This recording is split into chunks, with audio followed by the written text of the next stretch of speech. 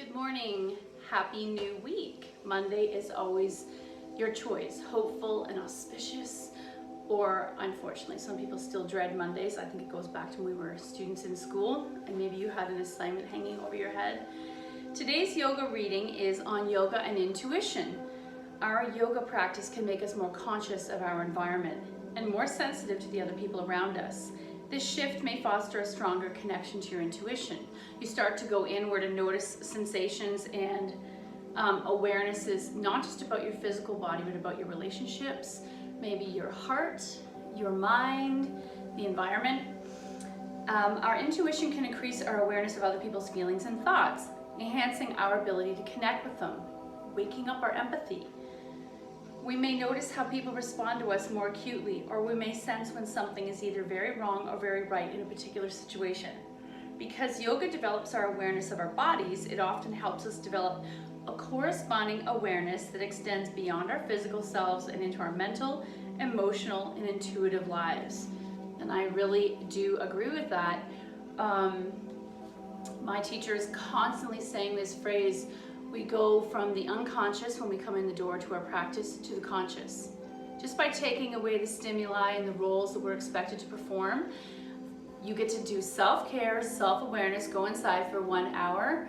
I'm just picking a random amount of time, say you went to a studio back in the day. And the idea that you're setting aside this time specifically for yourself to become aware of your physical body, your mental body. There's very rarely a time, especially, and sorry Tim, but mainly Tim and Paul, a lot of women don't get that opportunity or make that opportunity to do an hour towards themselves or even any chunk of time to themselves. Not to be graphic, even if you're going to the bathroom, most of us have animals or family members needing something from us while we're even separate in that one tiny sacred space. Even bathing and showering often becomes a necessity, not a pleasure. So when you take time for yoga and that self-awareness and self-practice, it actually opens up that awareness in other corners of your life. I've heard over and over you become a better patient, whether you're going to a counselor or your actual physical doctor, because you become more aware of all the nuances inside the body. Today I wanted to try to do a practice where Monday we start with the lower part of the body, the legs. I know some of you really ask for that often, and I'm noticing that part of my body tightening more than anything else during this COVID. And then we'll move up the body. Maybe the next day we would do hips, glute and core, hips, then glute and core, and move all the way up and eventually heart openers, and who knows what would happen on Fridays. So I'd love to develop some kind of a plan so that you anticipate Monday I'm going to do care of this part of my body, Tuesday I'm going to do the care of this part. However, I know that I also promised you to continue with the chakras. So tomorrow I will be working on the third chakra. I think that's the solar plexus, and I think that's going to be very interesting. So without further ado, let's come to the mat and do some work on our physical body, our therapeutics, prepping our body for the breath and the movement and the prana that we will need later on throughout the day. Coming into a comfortable position on your mat, but mindful of the spine being just as important as the front of the body. The back is the forgotten half of the body, and yet it kind of knits us all together. It's also a place where, depending on your career and where you carry stress, it's often the back of our body. Lower back, shoulders, hips, neck. So I'm going to keep my chin to my chest. I'm not going to rush. Arms gently wide, maybe soft 45, and then lay down behind the heart. Take a pause. Chin is still to chest, and maybe you're staring between your knees. Then I want to lay the whole shoulder girdle down. Let that be heavy for a moment. My ego wants to immediately drop down, but I really want you to become aware of the sensations, and a little bit of discomfort and being forced to hold on brings your mind into the sensations and your body and keeps you present. Finally, head lies down, heavy, heavy head. Take a moment. Take your hand behind your neck and feel that curve. Hopefully you have one. I was never aware that I did not have enough of a curve. And so I'm consciously looking for opportunities to tilt my chin to the ceiling and create that curve. My neck should not be flat to the earth. And you'll notice we don't do shoulder stands because for years I did a lot of shoulder stands then what did it do? It further overstretched the back of my neck. Western neck overstretched from a head drop forward. And that could be reading novels, working at a desk, and specifically working on technology. So tilting the chin slightly to the ceiling, create that curve. Why don't we take a few breaths here? I'm going to keep my knees bent because it feels good on my lower back, but you could extend your legs if that feels good. Bring the elbows in towards the side body. Elbows are bent and forearms are bent. Sorry, forearms are heavy on the mat, palms turned up. Spread your nails and anchor those nails.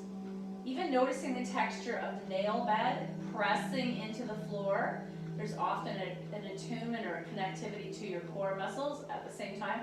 So spread the hands, hasta bandha.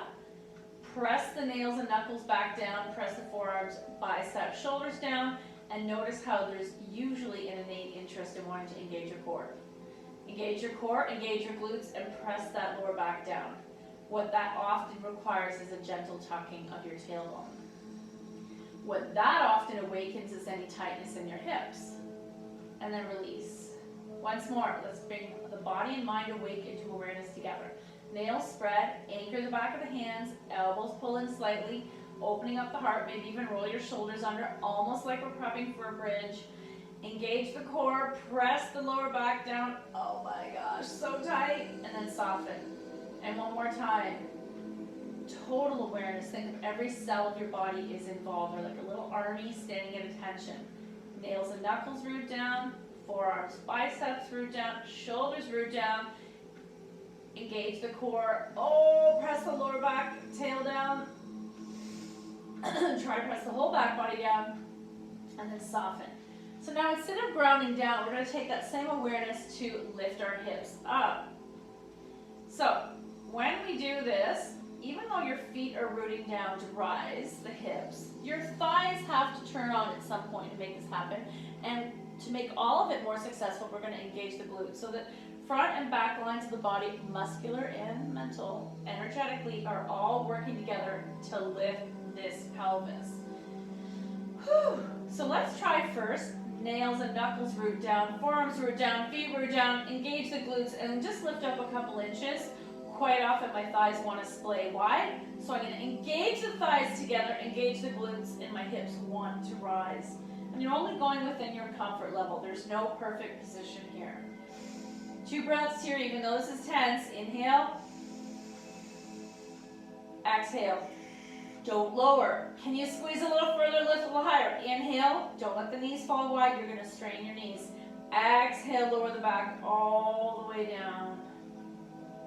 And release. Ooh. We're going to do that one more time. This time, palms down, arms beside you, and see which way you prefer.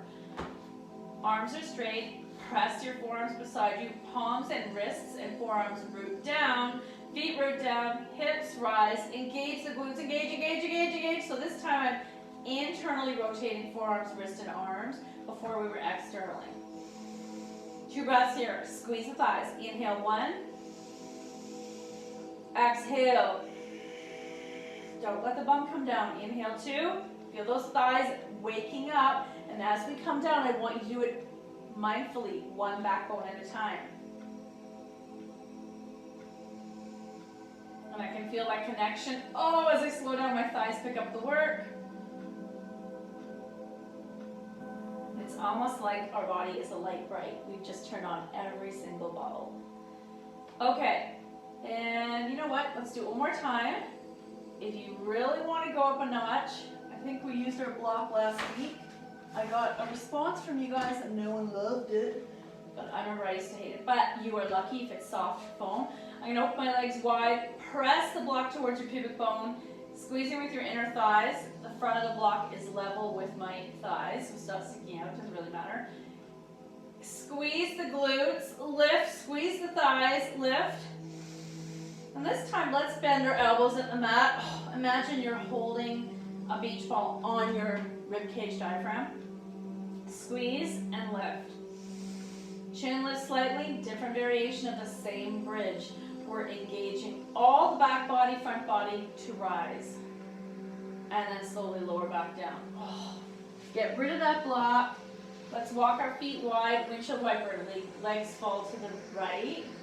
Head falls to the left. What's happening in that left hip? Center. Knees to the left. Head to the right. Arms are wherever it feels comfortable. Knees to the right. Head to the left. Knees to the left. Head to the right. I was thinking about it. I miss our dark and candlelit classes. When I record this class, I have to keep the lights on full, but my brain would prefer to be dark and very much internal the way we used to do it. Back and forth a few times, windshield wiper, lingering on the side that asks for more.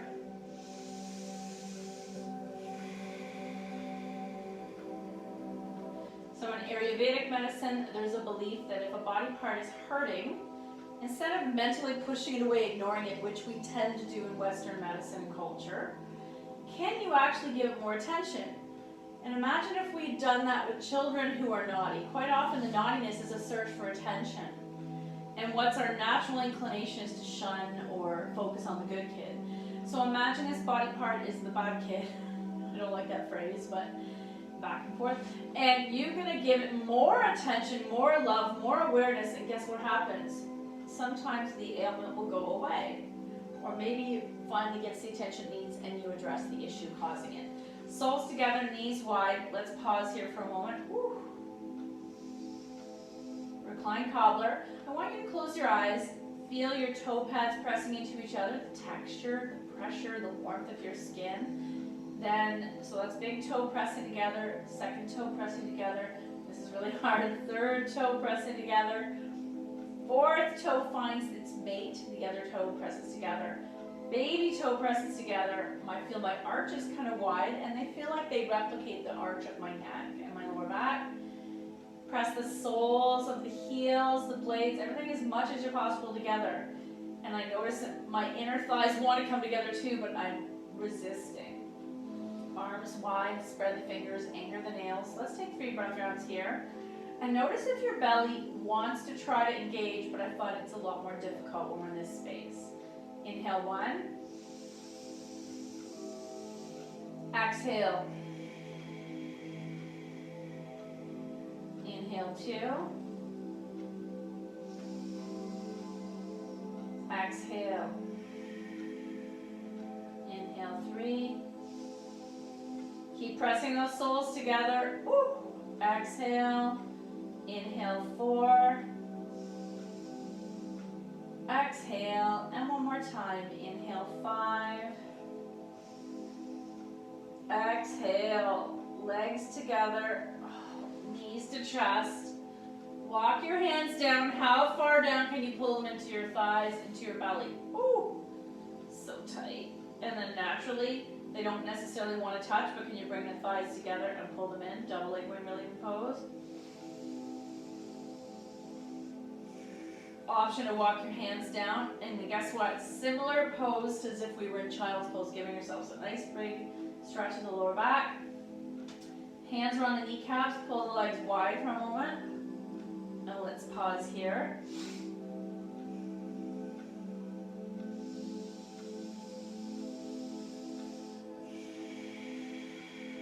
And I've hit my width capacity, so I'm going to walk my hands down my legs, wide double leg windmilling pose, pull it in.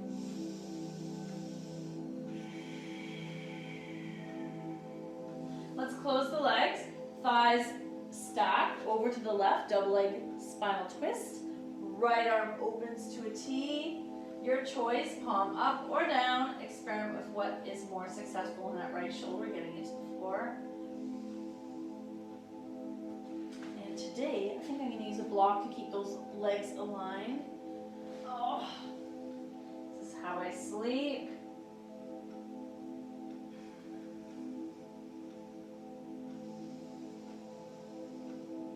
And today, I know it's dark and rainy, it's really hard to find something positive.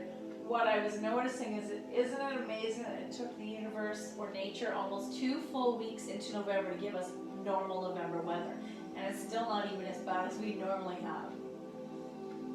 I think of all this rain storing into the ground for next spring when it's needed again to revitalize our plants and our trees and our grass. Back to center. Knees to chest. Double leg wind relieving pose or a little boat or both. Then I'm going to swing my hips to the left so I can take my knees to the floor on the right. I like to put the block between my knees. Let's see what happens. Left shoulder open. Oh.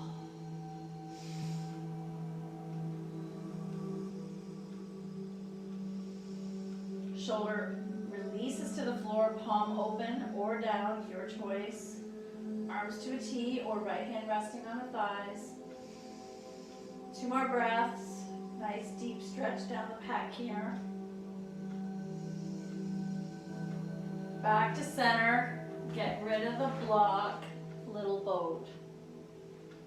Let's do one more. Right leg in, left leg extends. Point and flex. Fan the toes. Roll at the ankles. Left hand takes right knee over, single leg spinal twist.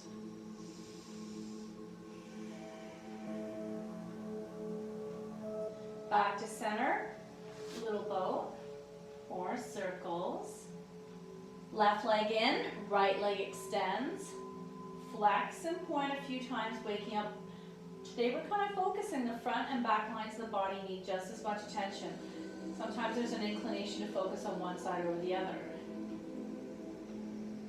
Right hand takes left knee over. Single leg spinal twist.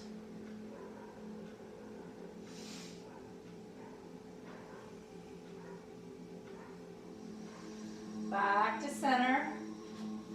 Thighs to chest, little boat.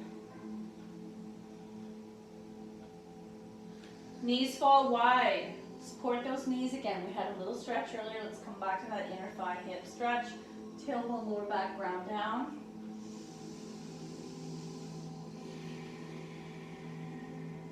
Coming into the setup for happy baby. Maybe this is where you linger. Hands behind the thighs and the knees, adding a bit of counter pressure. Option to come into full happy baby. One more breath. Soles of the feet together, pause. I'm looking forward to hip day tomorrow. Feet to the mat, knees wide, arms in cactus. Oh my.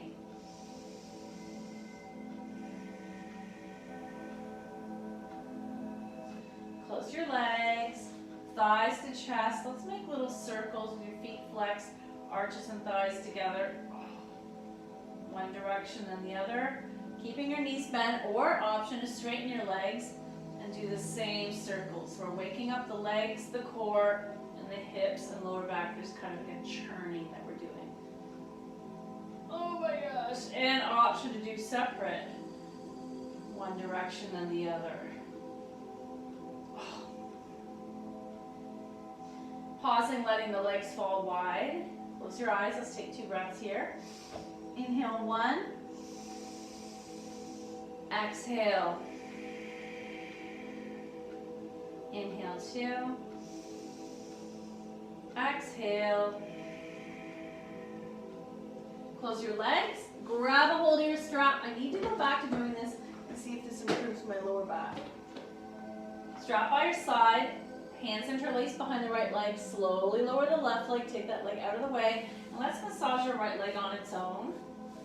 Quite often when I'm getting a massage, which is like once a month, I go to that place I love in the Scotiabank Plaza in Oak Ridge's Relax Zone. Is it Karina is the girl I asked? She is life-changing, gentle, and strong at the same time. She said, my legs are tight. I always think it's my lower back is tight, but the legs are tugging on my back.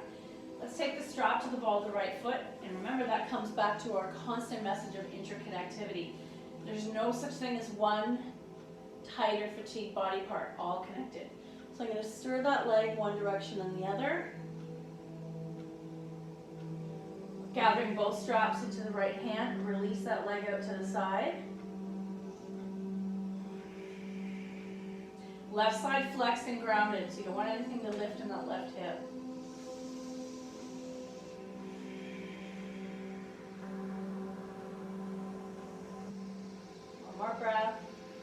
leg to the sky, strap in the left hand, flex, coming across the midline.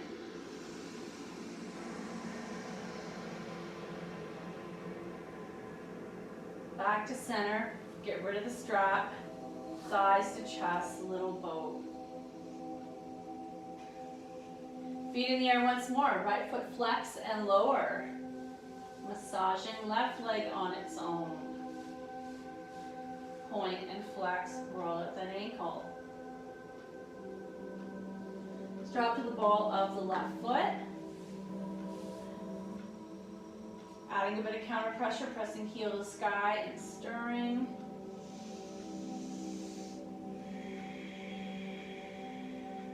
Taking both straps into the left hand, we want to open that leg out to the side, but still maintaining that right hip tacked down.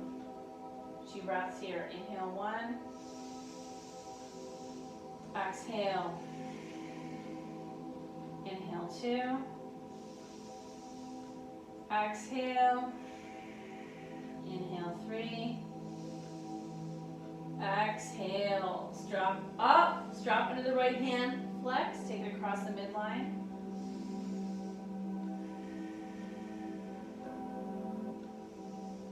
Back to center. Get rid of the strap. Thighs to chest, little boat or circles.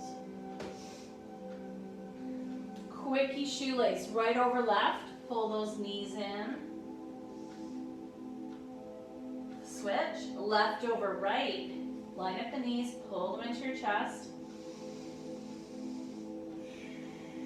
And then we'll roll into a ball on our side. Arm extends to become your pillow. Let's take a pause here. And then slowly pressing upright, coming into our extended child's pose or wide leg child's pose, especially if you want an extra hip stretch to start your practice. Toes touch, knees wide, chest to the floor.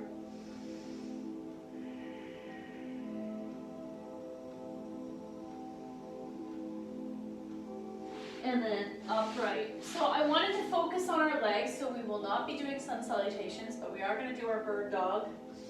So coming into tabletop, we'll do a quick cat-cow. Palms under the shoulders, knees under the hips. Slowly looking up, engage the core. Think of there's a zipper down the front of the body, so my zipper, actually your whole body's smiling this way first. And then imagine you're turning the smile upside down. Drop the head, tails dropped, push the floor away. Inhale, create a smile. Exhale, turn the smile upside down. I don't want to call it a frown. Create the smile. Create the frown. And one more time. Create the smile. Create the frown. No rips. And neutral. Okay. Bird dog helps us activate one part of the body at a time and then kind of unifies it. So arm and hand are activated, legs activated, and then that core kind of joins it all together. So let's keep right hand, left knee down. Step back, right foot. Left arm extends. Spread the fingers. Palm is facing this imaginary line down the center of my mat. Right heel flex, no higher than your hip. Lengthen, engage the core, lengthen. Undo, child's pose.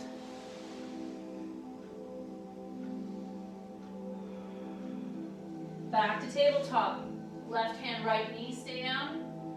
Step back. Basically to the middle or straight out from behind. Lengthen. Engage. Squeeze to center. Toes point down, no higher than your hip. Undo. Extended child's pose. And we're not going to do same because I feel like that is more of a hip focus and I don't want to create any issues in there. So, next pose. Actually, let's line our side. We love this pose. Everyone loves this pose. So I'm going to take my arm bent at the elbow to support my head. I'm on my side, right side. Everything's stacked. Hips, thighs, knees, ankles. Feet are flexed. And you have the option of putting the block on that ankle. Toes point forward. Imagine you're doing a side kick. How high up can I go without hurting this? Oh, yeah. then slowly come back down. Let's do 3 rises, but resist the urge to turn the leg out to get it higher. I actually want it low, tight, and controlled. Sometimes we would use an elastic band to resist here. So imagine elastic band's there. Flex, slowly rise. And I immediately feel the glute and the thigh turn on. Especially when we do it with a block, it's way more intense. And once more, flex, rise, undo, relax. Last version is going to use 2 sets here. So left leg rises, balancing on my right hip flesh. Right foot rises. Oh, can I undo my hand? And I think it was Liz that invented hands free. Undo, side child's pose. Other side. Coming onto our left side this time. Head supported. Look down. All our feet and our ankles are flexed and stacked. Right hand in front to support me. Flex. Rise. We do this 3 times. And release. And quite often my non-dominant side is a lot more movement in the hip. Flex. And rise. Pause. Lower down. One more time. Flex. Option to have that block on the ankle and rise. Sorry, Christine and Tim, this isn't more exciting today. I feel like focusing on legs is definitely a slower, more mindful practice. If we were to do a fast flow with the intention of focusing on our leg muscles, there is a lot of room for injury. Also, there's such a variation of limitations within our joints, I find. So some people, their knee, their ankle, their feet, their hip. So if I take all these leg limitations into consideration, let's do one more time and hold it. And now, can you bring the under leg? Oh yeah! And option, hands free, and release. Oh, side child's pose. And press yourself upright. Okay, let's come onto our knees. So this pose, the gate, is the one that a lot of people really enjoy because it's such a beautiful pose. Let me see, it's giving you an error message. Okay. On our knees. If this bothers your knees, you have the option of putting a folded blanket under your knee. Some people buy a gardening piece of foam from Dollarama. It's like this big. I think some of you own one of those. Some people would put a folded towel under my knees. Coming onto my knees, feet are untucked, left leg out. I'm going to do it without a block. I'm going to pretend I don't own a block, but you can also bring a block on the inside. So arms to the sky, reach up, lengthen, maybe this time look up a little. Left arm drops. Don't put your body weight, but option to slide. And my left foot is pointed or flexed, whatever feels better. I can flex my left hand in front and reach up without an arc. There's no pressure on the knee. Some people are going to come to the floor and arc. Some of us are going to touch our leg, but don't dump all your weight and arc. Option to take hand at the base of your head and open that arm, or bring it behind you. Shoulder rolls back, you're going to look at the ceiling. And then come on out. Right hand drops to the mat now. Left foot flex. And some of us, it's going to be here. You could have someone in your home put a block on your ankle if you really want muscular effort and control. Flex and rise. Oh, I feel the connection to the lower back of the glute. Option to take left arm in the sky, looks like half moon, or over the ear, palm down, lengthen, or to the base of my skull, open and stack the shoulders, undo, child's pose. And upright. So whenever we do poses in these classes, you can always, when the class is over, redo them a couple times. Research them. Give yourself something to do. I know you all have very inquisitive minds. Standing on my left knee, right leg out. Foot is flexed or pointed, palms in the sky. Reach up, look up. Right arm drops. So I'm going to first bring flexed in front and lengthen. Option to come to my leg and add the arc, or tent in front and arc, or base of the skull, elbow to the ceiling, look up, or to the lower back of my left hand to my lower back. Come on out, left hand down, right arm up, flex so I can stay here, making this crazy shape, or over my bicep, over my ear, palm down. Imagine you're patting your grandchild on the head. Lengthen. Option to take hand to the base of the skull, open, look up. Option to take that arm behind you. Either way, right leg's activated and lifting this imaginary block. Undo, extended child's pose. And then come on up.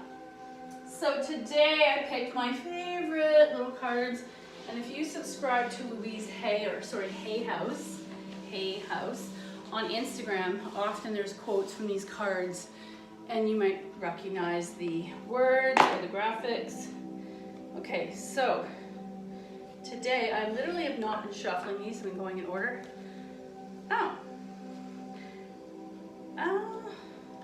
Okay, this is interesting. Let's see how you believe this. I trust that life wants the best for me. So there's that blind faith we often refer to that exists actually in a lot of religions. And I would like to think that blind faith is a very positive way of looking at life. It's the opposite of pessimism. Pay attention to how your life is unfolding. Notice how life doesn't happen to you, it happens for you.